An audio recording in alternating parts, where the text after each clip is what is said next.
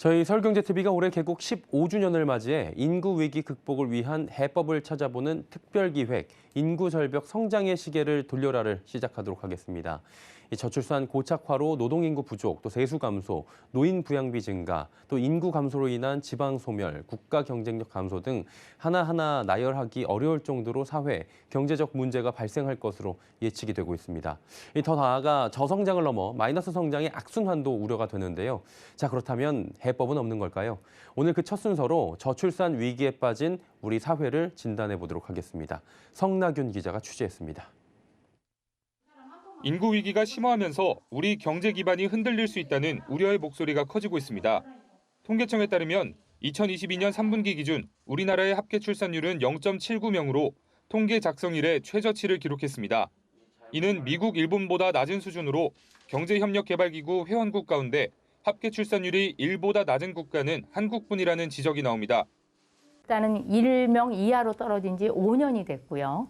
또 이 떨어지는데 반등하려는 기미가 전혀 보이지 않고 떨어지는 속도가 각 어느 나라와 비교할 수 없을 정도로 빠르게 떨어지고 있는 데다가 급속한 저출산 현상은 산업 전반에 부정적인 영향을 미치고 국가 경쟁력을 약화시킬 수 있습니다.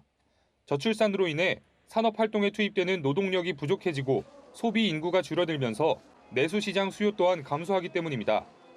특히 저출산은 잠재적 경제 성장률을 하락시키기 때문에 치명적입니다. 단순히 출생률이 낮아지는 것뿐만 아니라 총 출생아 수도 지속해서 감소하고 있는 만큼 경제 위축, 국가 재정 지출 증가, 국방력 부족 등 문제가 발생할 수 있습니다. 약 30년 후에는 인도네시아와 나이지리아 등 인구 대국의 경제 규모가 한국을 추월할 것이라는 전망까지 나오고 있습니다. 글로벌 투자은행 골드만삭스는 한국의 경제 성장률 전망치가 2020년대 평균 2%에서 2040년대 0.8%로 떨어진 뒤에 2060년대에는 마이너스 0.1%, 2070년대에는 마이너스 0.2%를 기록하는 등 계속해서 하락할 것으로 내다봤습니다. 모든 면에서 사회 전반을 흔들게 됩니다. 여러 기본적인 사회를 지속하는 시스템이 흔들려 버리게 되는 거죠. 그래서 우리나라는 이미 이게 지금 나타나고 있어요. 전문가들은 인구 문제를 풀기 위해선 정치와 경제, 종교, 사회, 학계 등 모든 분야에서 관심을 갖고 생각을 바꿔야 한다고 입을 모으고 있습니다. 서울경제TV 성나균입니다. 예, 성나균 기자 스튜디오에 나와 있는데요. 조금 더 이야기 나눠보도록 하겠습니다. 어서 오세요. 안녕하세요. 예. 합계 출산율이 지금 계속 떨어지고 있죠. 이게 굉장히 심각한 것으로 알려지고 있긴 한데 어느 정도로 심각한 겁니까? 네, 일단 이 합계 출산율은 가임기 여성이 평생 아이를 낳을 것으로 예상되는 평균 출생아 수를 의미하는데요. 예. 우리나라는 세계에서 가장 낮은 수준입니다. 경제협력개발기구는 합계 출산율이 2.1명 이하인 국가를 저출산 국가로, 1.3명 이하인 국가를 초저출산 국가로 분류합니다. 우리나라는 2002년에 합계 출산율 1.18명으로 초저출산 국가에 진입한 이후로 20년 연속 초저출산 국가에 이름을 올리고 있습니다. 2018년에는 경제협력개발기구 회원국 중 최초로 합계 출산율이 1명 미만으로 떨어진 국가가 됐고 반등의 기미조차 없이 계속해서 떨어지고 있는 상황입니다. 저출산의 가장 큰 문제점이라면 인구가 태어나지 않았으니까 결국에는 이 아이들이 크게 되면 일할 사람이 없어진다는 겁니다. 그럼 우리 경제도 더욱 성장하는 길이 없어지는 거 아닙니까? 네, 맞습니다. 이 잠재 성장률이라는 개념이 예. 있는데요. 이 잠재 성장률은 한 국가가 보유하고 있는 자본, 노동력, 자원 등 모든 생산 요소를 사용해서 물가 상승을 유발하지 않으면서도 최대한 이룰 수 있는 경제 성장률 전망치를 말합니다. 쉽게 설명하자면 자원을 최대한 활용해서 최대한의 노력을 기울였을 때 얻을 수 있는 성장치인 셈입니다.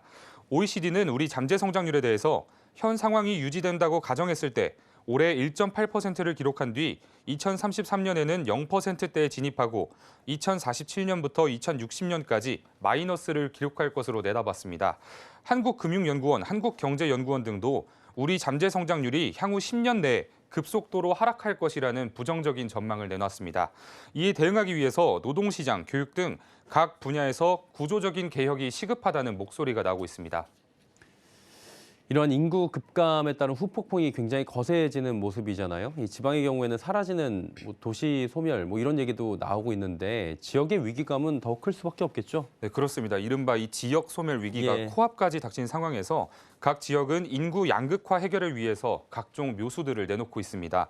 경남의 기초자치단체들은 귀농 귀촌인 유치에 열을 올리고 있고 전북은 지방 소멸 대응 기금 투자, 워케이션 거점 공간 조성 등 다양한 정책을 추진 중에 있습니다. 충청권에서는 대전의 문화 콘텐츠 개발, 공주시와 세종시의 행정 통합 등의 대책이 제안됐습니다.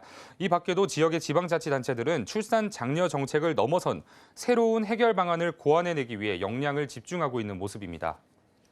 그리고 지금 문제가 연금의 고갈 속도가 점차 빨라지고 있다는 거잖아요. 연금 개혁도 짚고 넘어가야 될 것 같은데 지금 좀 논의가 이루어지고 있는 단계입니까? 네, 맞습니다. 이 한국개발연구원은 예. 지난해 11월 국민연금이 2036년부터 적자로 전환하고 2054년에 완전히 고갈될 것으로 예상했습니다. 한국보건사회연구원은 같은 해 10월 국민연금이 현행대로 운영될 경우 2056년에 적립기금이 소진될 것으로 예측했습니다. 보건복지부는 오는 27일에 국민연금 기금 재정 계산 잠정 결과를 발표할 예정인데요. 정부가 개혁 의지를 분명히 밝혔고 지속 가능성을 위해 보험료율 인상이 필요하다는 공감대가 커진 상황인 만큼 해당 재정 추계 발표가 국민연금 개혁 논의의 시발점이 될 수 있을지 주목됩니다. 지금 심각한 상황인 거예요. 지금 하나하나씩 이야기를 듣고 보면 인구 절벽 현상을 해결하기 위해서는 그렇다면 어떠한 노력들이 더욱 필요할까요? 네, 이 다양한 제안들이 각계각층에서 네네. 제시되고 있습니다. 우선 이 인재 절벽을 해결해야 한다는 주장이 나옵니다. 사회를 이끌 인재 양성과 관리, 이를 넘어선 사회 전반적인 혁신이 필요하다는 지적인데요. 정부와 교육부는 지방의 대학과 지자체, 지역 산업계와 협업해서 지역 인재를 키워내는 지원 정책들을 내놓고 있습니다. 국토교통부는 도시 개발 시에 인구 산정 기준의 거주 인구뿐만 아니라 통학 통근과 같은 생활 인구 개념까지 도입하는 안을 검토 중입니다. 한편에서는 노인 일자리를 확충하기 위한 노력도 이어지고 있습니다. 보건복지부 소관 올해 예산은 지난해 본 예산보다 11조 7,063억 원 증가했는데요. 이 중 노인 공공일자리 예산은 총 1조 5,400억 원이 편성됐습니다. 노인 일자리 관련 예산이 증가한 만큼 약 6만 1,000개의 일자리가 늘어날 것으로 기대됩니다. 이 밖에도 정부와 민간이 손을 잡고 모든 역량을 집중해서 인구 위기를 돌파해야 한다는 목소리가 점차 커지고 있습니다. 전문가 의견 들어보겠습니다. 그래서 정부는 제도를 만들고 각종 법률 이런 걸 만들어서 이 저출산 고령 사회를 극복할 수 있는 사회 경제적 환경이 마련되도록 뒷받침을 해주는 거고, 또 민간에서 이제 할 일은 잘 국가가 정부가 하는 그런 정책에 대한 믿음도 가지고 또 좋은 사회를 마련하겠다라는 그러한 비전도. 예, 인구 절벽 문제는 이게 비단 어제 오늘 일만은 아닐 겁니다. 그리고 묘수를 찾는 게 어렵겠죠. 서울경제TV가 개국 15주년 특별기획으로 앞으로 인구 절벽 문제를 하나하나 짚어보도록 할 예정입니다. 꾸준히 살펴보도록 할 테니까요. 많은 시청 또 부탁드리도록 하겠습니다.